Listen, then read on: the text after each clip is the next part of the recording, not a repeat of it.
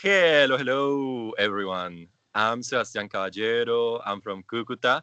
And today I'm here with my colleagues, Libet Peña, Dayana Quintero, and Angie Ruiz. And okay, girls, I would like to talk about our English learning journey. For example, when and how you started learning English, some challenges you have overcome, and some effective strategies that helped you improve. And of course, some memorable experiences. So I'll go first, if you don't mind. I remember when I was in eighth grade, I really liked the English subject. So I got interested in language learning since then. And it was actually my favorite subject during high school. I would get the highest grades in the class, and my classmates would ask for my help. Also, I was already listening to music in English since eighth grade. And I even memorized the lyrics of one of the songs I really used to love back then. And that was a really good strategy, I would say, because it helps improve pronunciation. And of course, nowadays, it is a great idea to watch movies or videos in general. Um, so that's what I usually do. And as for one of the challenges I have faced, I think it would be the lack of face-to-face interaction with native speakers to improve speaking skills, because I usually have no one to practice with. And it would have been easier that way, but that's okay. So, well, now that I'm mentioning this, I can share with you a kind of funny experience I had last year. So, I went to Medellin. I was visiting a friend of mine that had moved there temporarily.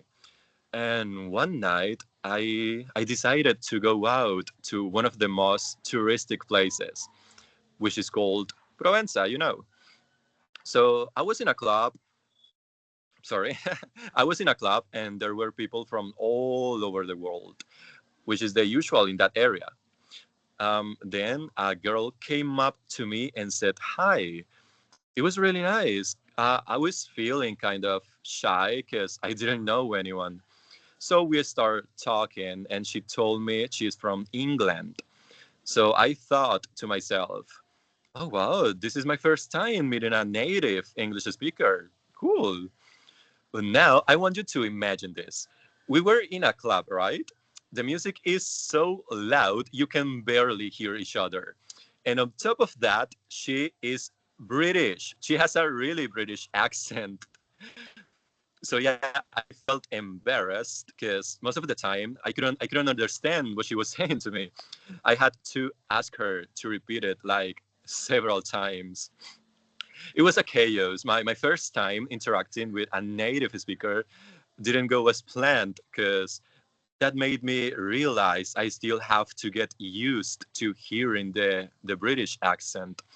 I was like, um, I was like, why can't I understand her?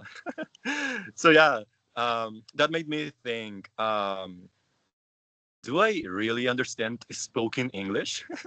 But yeah, that's my story. So if you have anything to add, feel free to do it. Or if you want to share your experiences with us, go ahead. Who's next? Who would like to do it?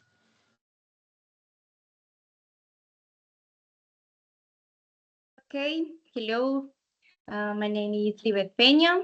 Today I will share my personal journey, including the challenges I faced, the strategies that worked for me, and my future goals in the help inspire you in your learning process. I started learning English in high school, but I was very basic. By my real interest grew in a college. At first, I use APPS and YouTube videos, treating it as just another course. Eventually, I realized that mastering English could open doors for me both personality and professionality. One of the biggest challenges I faced was pronunciation and understanding native speakers. I also struggled with vocabulary. I time feel frustrated with my progress, but I keep open me and I look away to improve. Like practicing with song, watching movies with subtitles. I using app like Duolingo. I learned that making mistakes is a part of the learning process and embrace this as an opportunity to improve. I also discovered effective strategies such as reading comics in English to build vocabulary and listening to podcasts while doing other tasks to strengthen my listening skills. Although some accents are difficult for me, attending an English course at language school helped me gain for confidence in speaking.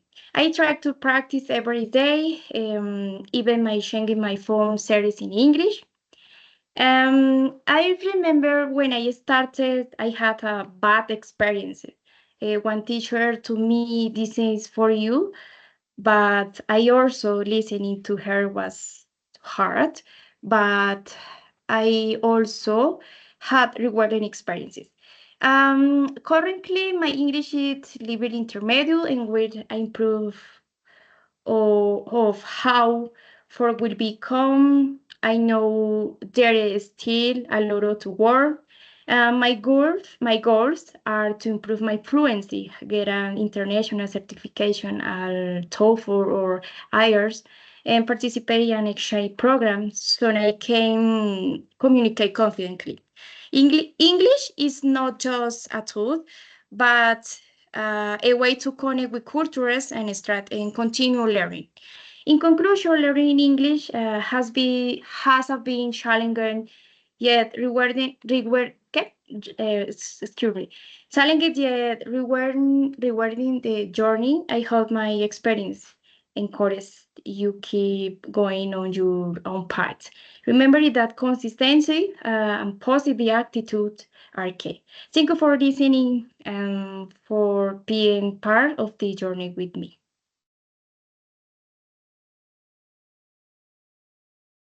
Thank you so much for sharing your experiences with us, Livette.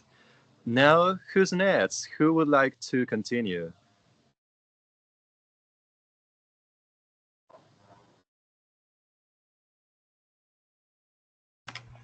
Hi, welcome to this new episode. I'm Diana, and I'm in my journey with you.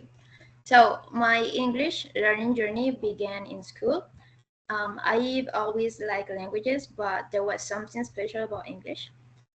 One key factor was my high school teacher. Even though she wasn't my favorite person in the world, I have to admit she was a fantastic teacher. She kept us engaged with stories about her trips to Canada and explained the topic so clearly that it made everything enjoyable. Her classes were a big part of why I became so interested in the languages. Um, about the key challenges, one of my biggest challenge was overcoming my Chinese.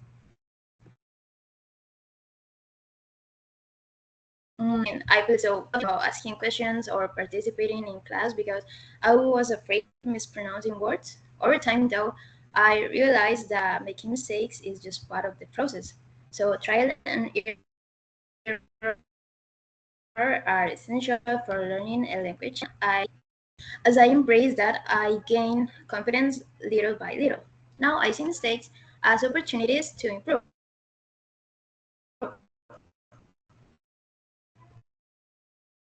Discovered that some simple strategies can be incredibly effective. For example, watching series and movies or listening to music in English helped me a lot. I also switched the language on my phone to English, which kept me exposed to do it all the time. With a game app where you listen to a song and had to complete the lyrics by typing. And I could spend hours playing that game, and it was such a fun way to learn. And recently, I'm speaking with that. Now, one unforgettable experience was on a summer camp with foreign teachers, and I was so happy when I won because the camp was amazing because I got to interact with native speakers directly, and I learned so much from their way of speaking, their vocabulary, and even their life stories. So they were also incredible, warm, and kind, which made the experience even more special. Now, right now, my English level is a bit too advanced, and I'm getting closer to reaching C1. And my ultimate goal, of course, is to achieve C2 proficiency. And I want to feel as comfortable and fluent in English as I do in Spanish. So I'm confident that with dedication and constant practice, I'll get there. Thank you.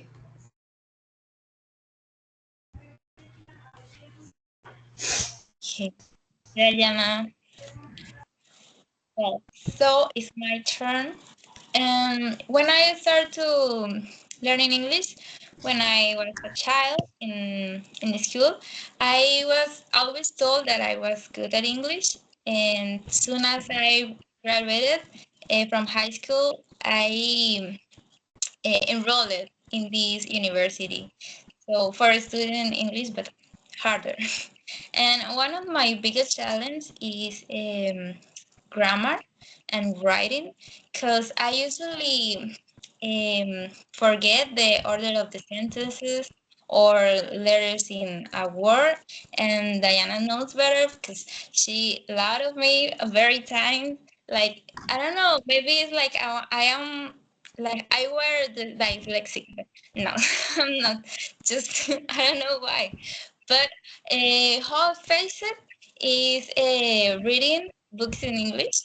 So if I think if I see the word correctly over and over and over again, I will able to remember how to write it correctly, because I don't know, it's just I think it's my brain or whatever, but I don't know why is this problem with me. I don't know if it's dyslexia. I don't think so, because I read okay in Spanish, but I try. And one of the effective strategies that help me improve is very similar to yours, like listening to music or watching series. But and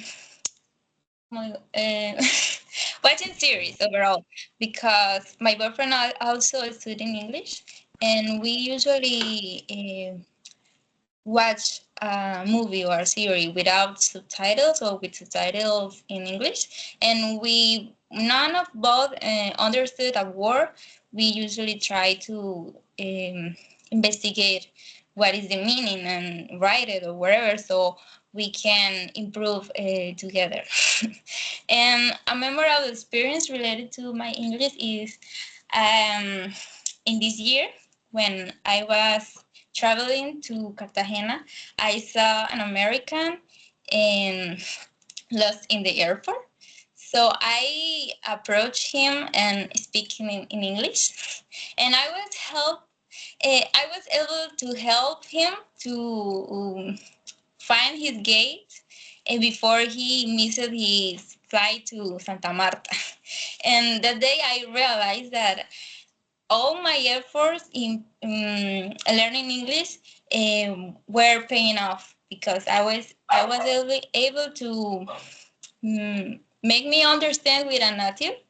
So maybe I make made some mistakes, but I was able to talk with a native in his language. So that was very, very important to me, and it always makes me feel very happy. And my current level is B2, I think. But my goal is grow even more in this language, like C1, and travel to an Anglo-parlant country to learn from the natives, and then go um, again in Colombia, and pass on this all knowledge. So that's my answer. Thank you. All right. Thank you so much, girls, for your time and for sharing your experiences with us. And yeah, I'm pretty sure we are all going to reach a C1 level pretty soon and get an international certificate. So thank you again, girls. Hope you have a nice day. Thank you so Bye. much. Day two. Bye-bye. Bye.